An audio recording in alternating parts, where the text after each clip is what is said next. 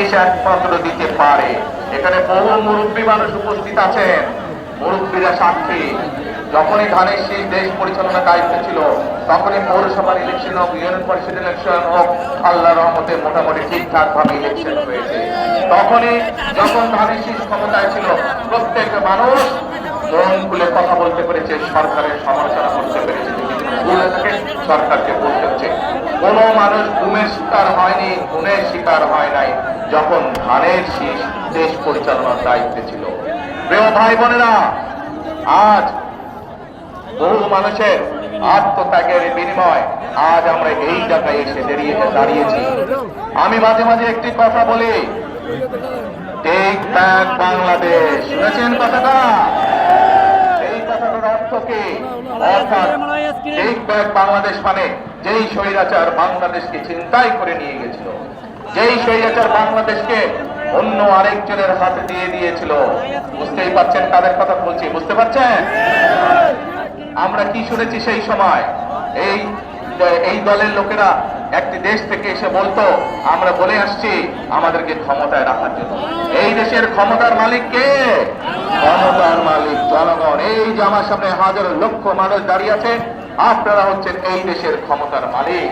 কাজেই এই ক্ষমতার মালিকের কাছে আমরা ক্ষমতা ফিরিয়ে দিতে চাই, কিন্তু অতীতে আমরা দেখেছি সেই ক্ষমতাকে দখল করা হয়েছিল, অন্য দেশের হাতে নিয়ে দেওয়া হয়েছিল।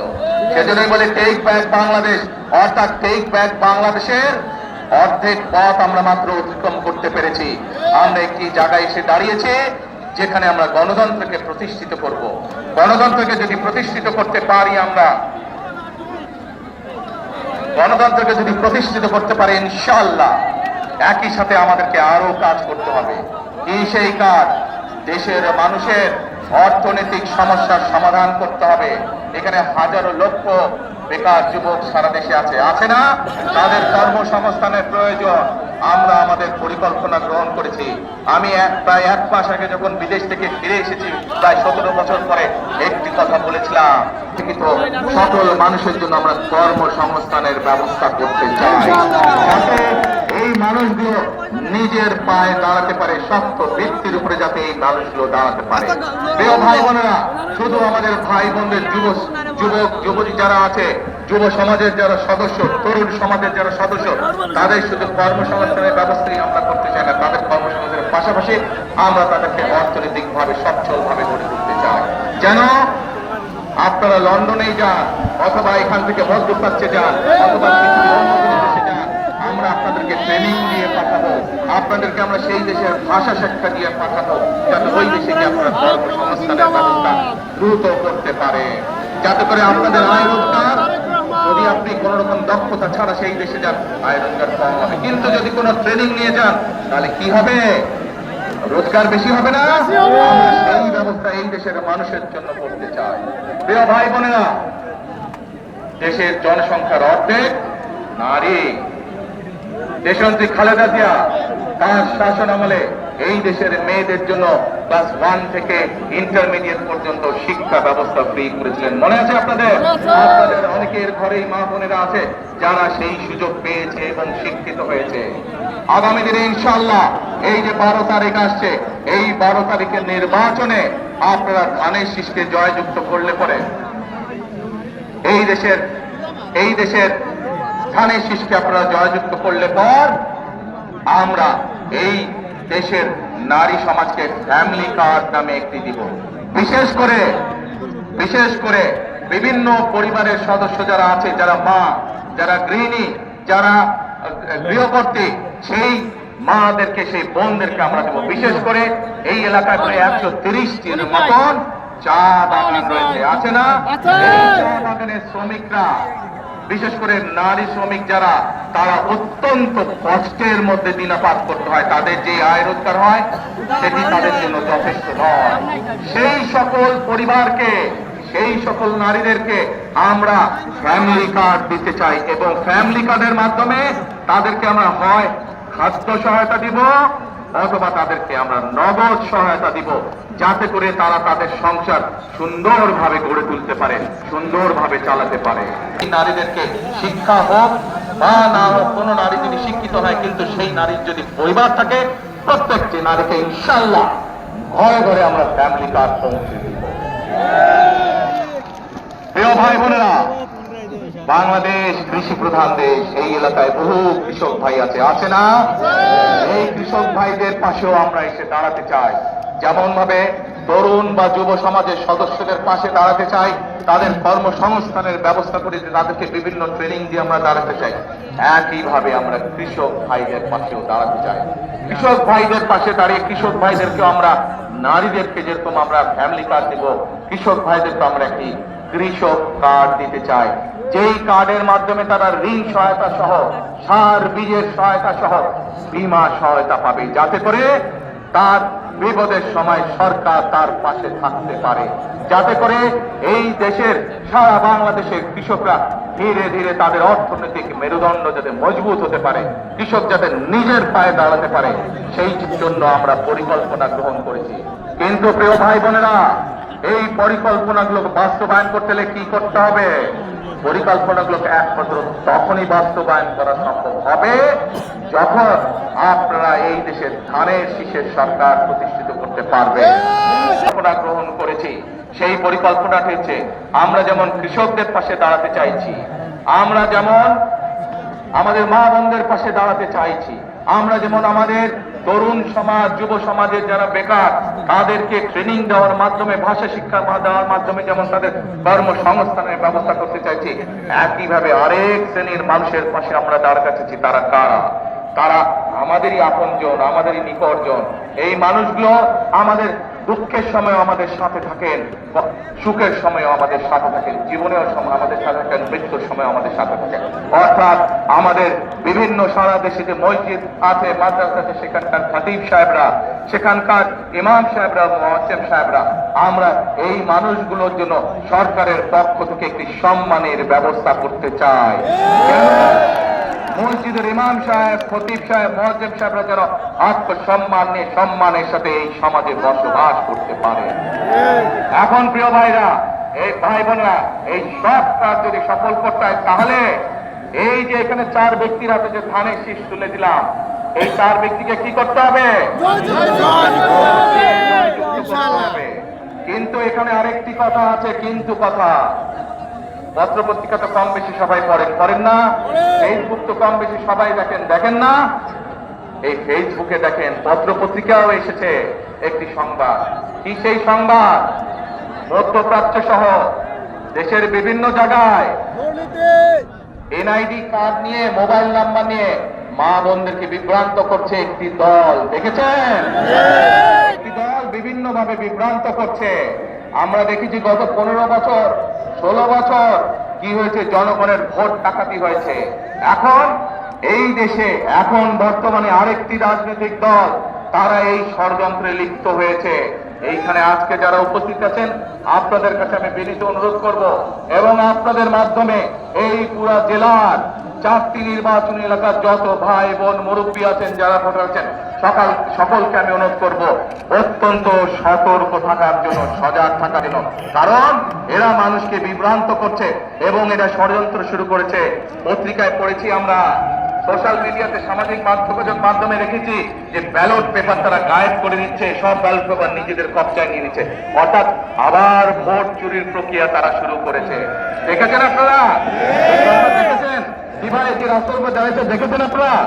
আলহামদুলিল্লাহ, আলহামদুলিল্লাহ। তাহলে আমরা বলতাম, ওই যে পিছনে দাঁড়িয়ে আছেন ভাই, আপনারা দেখেছেন এই সংবাদ? আলহামদুলিল্লাহ, আলহামদুলিল্লাহ। তাহলে আমি ধরে নিতে পারি যে ইনশাআল্লাহ আপনারা সতর্ক থাকবেন এবং সবাইকে সজাগ করতে হবে। এখন ভাই, এই যে যেই দলটি সম্পর্কে সজাগ থাকতে বললাম, এই দল সম্পর্কে আরেকটি কথা বলি আপনাদের সামনে। কয়েকদিন যাবৎ আমরা কি দেখছি? আমরা দেখতে পাচ্ছি তারা বিভিন্ন ভাবে মানুষকে কতগুলো কথা বলছে, যা সম্পূর্ণভাবে মিথ্যা কথা, এবং শুধু মিথ্যা কথাই না, গুনার কথা তারা বলছে। আসুন প্রথমে তাদের মিথ্যা কথাটা কি বলছে সেটি আমরা দেখি। কি সেই মিথ্যা কথা? প্রিয় ভাই বোনেরা, আজ আমরা যে মাটিতে দাঁড়িয়ে আছি, এই মাটির নাম কি বলেন তো? এই মাটির নাম বাংলাদেশ। এই মাটির নাম কি? বাংলাদেশ। 1971 সালে এই মাটিকে, এই মাটির সাথে রক্ত মিশে আছে আমাদের মুক্তিযোদ্ধাদের, বুকের রক্ত, তাজা রক্ত ঢেলে দিয়ে মুক্তিযোদ্ধারা এই দেশকে স্বাধীন করেছে। এই যে দলটি সম্পর্কে আপনাদেরকে সজাগ থাকতে বলছি, আমরা দেখেছি তখন কি ভূমিকা ছিল তাদের। যদি তাদের ভূমিকা সেই সময় দেশের পক্ষে থাকতো, যদি তাদের ভূমিকা সেই সময় দেশের জনগণের পক্ষে থাকতো, তাহলে লক্ষ লক্ষ মানুষ শহীদ হতে হতো না। আজ আজ এত মানুষকে শহীদ হতো না 1971 সালে। আজ তারা বলছে অমুককে দেখেছেন, তমুককে দেখেছেন, আমাদেরকে দেখেন এবার, বলছে না? আরে ভাই, আপনাদেরকে তো মানুষ 71 সালেই দেখেছে, ইতিহাস মুছে ফেলা যায় না। মানুষ দেখেছে আপনারা কিভাবে দেশের বিপক্ষে অবস্থান নিয়েছেন, তারপরে লক্ষ লক্ষ মা বোনের সম্মানহানি হয়েছে। 71 সালে দেশের মানুষ দেখেছে আপনাদের ভূমিকার কারণে এই দেশের লক্ষ লক্ষ শহীদ মুক্তিযোদ্ধা শহীদ হয়েছেন, মানুষ, অনেক মানুষ পঙ্গু হয়েছে। কাজে আপনাদেরকে আমরা আরো 50 বছর আগে দেখে ফেলেছি। আপনাদের প্রিয় ভাই বোনেরা, আসেন এবার, আসেন এবার। আমরা দেখছি এই কথাগুলো যখন তাদের বের হয়ে যাচ্ছে, মানুষ যখন বুঝতে পারছে যে তারা বিভ্রান্ত ছড়াচ্ছে, তারা দেশের মানুষের মধ্যে বিভ্রান্ত ছড়াচ্ছে, এই যে যখন মানুষ বুঝতে পারছে এবং এটা যখন তারাও বুঝতে পারছে যে মানুষ তাদের চালাকি, তাদের ষড়যন্ত্র ধরে ফেলেছে, তখন তারা সরকারকে গিয়ে বলছে নিরাপত্তা দিতে হবে, নিরাপত্তা দিতে হবে, প্রটোকল দিতে হবে, প্রটোকল দিতে হবে। আজ এইখানে এই মঞ্চে দাঁড়িয়ে আমি সরকারকে অনুরোধ করব, এই অন্তর্বর্তীকালীন সরকারকে অনুরোধ করব, অন্তর্বর্তী সরকারের যারা প্রধান আছেন ডক্টর সকলকে অনুরোধ করব, তাদেরকে যেই প্রটোকল দিয়েছেন, আমাদেরকে যেই নিরাপত্তা দিয়েছেন, আমরা আপনাদের অনুরোধ জানাচ্ছি সরকারকে, বিএনপির পক্ষ থেকে, লাখো জনতার পক্ষ থেকে তাদের প্রটোকল দরকারের 3 ডবল করে দেন, 3 ডবল করে দেন। কারণ তারা মানুষকে বিভ্রান্ত করছে এবং মানুষ এটা জানতে পেরে মানুষ তাদের উপরে ক্ষিপ্ত হচ্ছে। আমরা চাই না মানুষ ক্ষিপ্ত হয়ে মানুষ কিছু করে বসুক তাদেরকে। সেই জন্য সরকারের কাছে অনুরোধ থাকবে তাদের প্রটোকল 3 গুণ বাড়িয়ে দেন। প্রিয় ভাই বোনেরা, এবার জনগণের মধ্যে থেকে আমি একজন মুরব্বীকে চাই, যেই মুরব্বী হজ বা উমরাতে গিয়েছেন, ওই দিক থেকে হজ বা উমরাতে গিয়েছেন একজন মুরব্বী, বয়স্ক মানুষ একজনকে চাই, একজন মুরব্বী, না একজন হজ বা উমরা করেছেন মুরব্বী, এই যে আপনি আছেন, আপনি এই যে নীলফিতা, হ্যাঁ নীলফিতা গোলায়,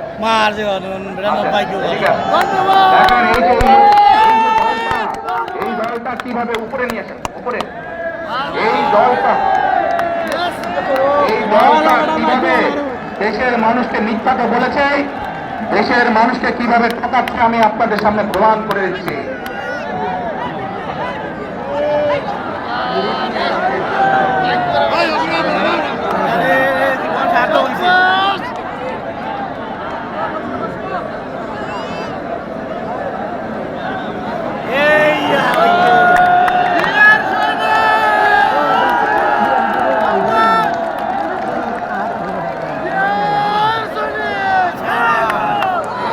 আপনার নাম কি? আপনাদের এলাকার মানুষ এনে, এই এলাকার মানুষ চিনেন ওনাকে?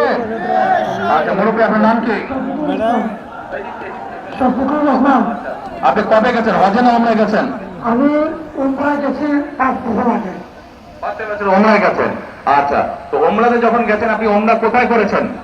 তোমরা মদিনায় করেছি। ওমরা তো মদিনায়, ওমরা তো মক্কায় করেছেন। মক্কায় করেছি, মদিনায় মদিনায় তো হযরত করে জিয়ারত করছি। হ্যাঁ, জিয়ারত করেছেন, নবী সাল্লাল্লাহু আলাইহি ওয়াসাল্লামের রওজা মুবারক জিয়ারত করেছেন।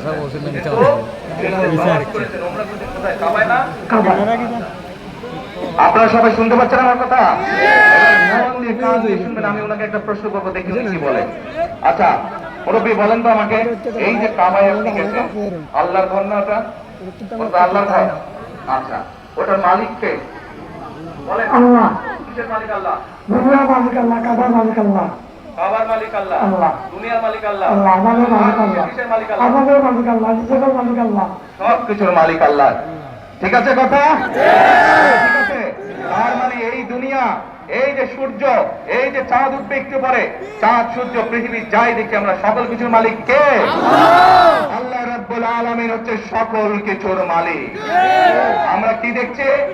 আমরা দেখছি ওই যে একটা রাজনৈতিক দলের কথা বলেছি, যাদের ভূমিকা আমরা 50 বছর আগে দেখেছি।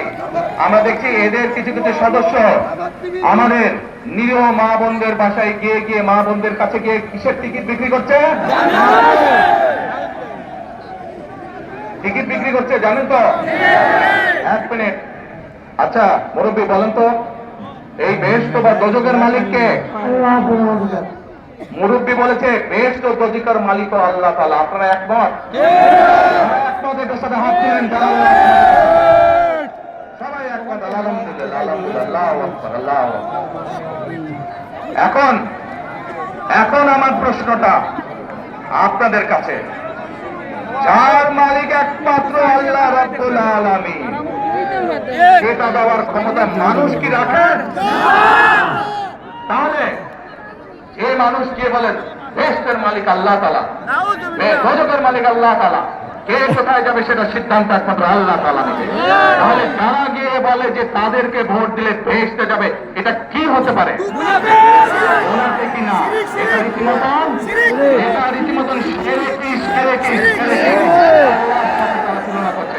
কাজেই 71 সালে তারা তো মানুষ হত্যা করেইছে।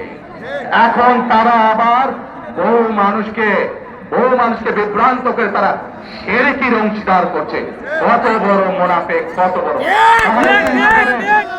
তারা এই ভোটের আগে আপনাদের ধর্মে, আমাদের বাংলাদেশের মানুষের ধর্মীয় অনুভূতিতে আঘাত করে মানুষকে ঠকাচ্ছে। এরা যদি কোনোভাবে, আল্লাহ মাফ করুক, আল্লাহ না করুক, কোনোভাবে যদি ক্ষমতায় যেতে পারে, এরা কিভাবে মানুষকে ঠকাবে চিন্তা করে। এক মিনিট, কথা যুক্তি আছে কি ভাই? যুক্তি আছে কথার? যুক্তি আছে? এই শিরকিওয়ালাদেরকে, যারা শিরকি করে, এদেরকে বর্জন করতে হবে, মানুষকে সচেতন করতে হবে। আর আরেকটি কথা বলে বক্তব্য শেষ করব। আমি কি বলেছি আপনাদেরকে? আমরা এই দেশের বেকার, আমি যে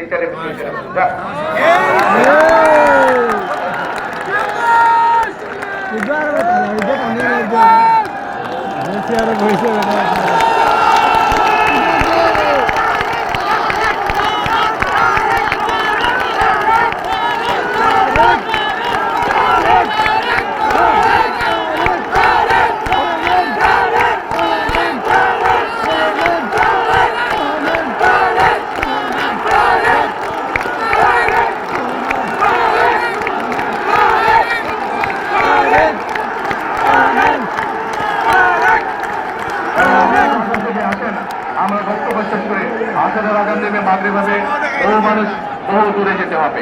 প্রিয় ভাই বোনেরা, তাহলে যারা ষড়যন্ত্র করছে, যারা এই দেশের মানুষকে ঠকানোর চেষ্টা করছে, যারা এই দেশের মানুষকে ধর্মীয় অনুভূতিতে আঘাত করে চেষ্টা করছে, এদের সম্পর্কে আমাদেরকে সতর্ক থাকতে হবে, সজাগ থাকতে হবে। এখন প্রিয় ভাই বোনেরা, বিএনপি বিশ্বাস করে এই যে লক্ষ জনতা, এই সারা বাংলাদেশের কোটি কোটি যে জনতা, এরাই হচ্ছে বিএনপির রাজনৈতিক শক্তির মূল উৎস। হচ্ছে বিএনপি বিশ্বাস করে আপনারা জনগণ হচ্ছে বিএনপির সকল রাজনৈতিক ক্ষমতার শক্তি উৎস। আমরা শহীদ সময় দেখছেন কিভাবে খাল খনন আছে, আপনাদের এলাকায় হয়েছিল। আমরা সেই খাল খনন করতে চাই। কে কে চান খাল খনন করবো? সবাই চান খাল খনন করবো। খাল খনন করলে উপকার হবে। খাল খনন করলে এলাকার পুরা জেলার মানুষের উপকার হবে। আমরা যে ফ্যামিলি কার্ড বলেছে, যারা অন্য করবো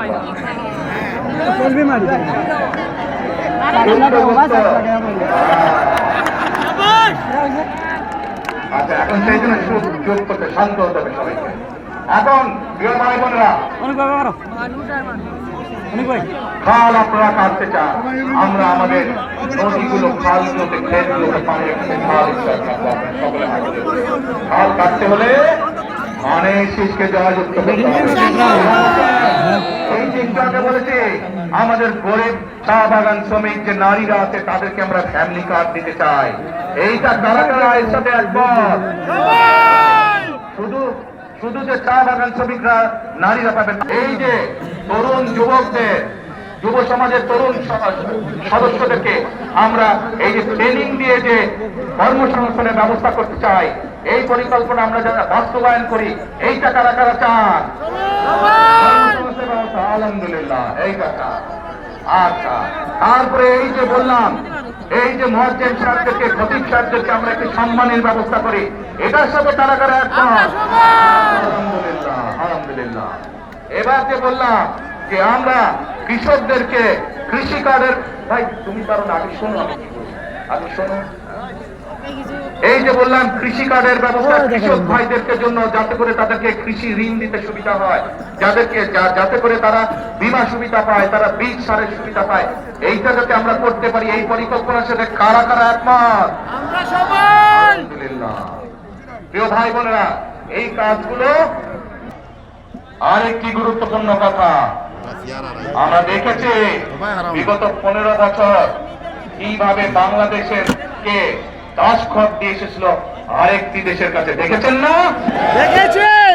71 সালে আমরা দেখেছি এই যে যেই দেশকে যদি বাঁচাতে হয়, ইনশাআল্লাহ আগামী মাসের 12 তারিখে যে নির্বাচনে এই দেশের বহু মানুষ বুকের তাজা রক্ত ঢেলে দিয়েছে, গণতন্ত্রের শিকার হয়েছে, সেই নির্বাচনের মাধ্যমে যদি আমরা দেশে গণতন্ত্রের সূচনা করতে চাই, একই সাথে মানুষের ভাগ্যের পরিবর্তন করতে চাই, তাহলে কোথায় সিল মারতে হবে?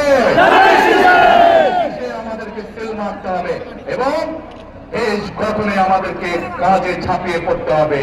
করবো কাজ, গড়বো দেশ, সবার আগে বাংলাদেশ। আল্লাহ হাফেজ। বাংলাদেশ জাতীয়তাবাদী দল, ধন্যবাদ।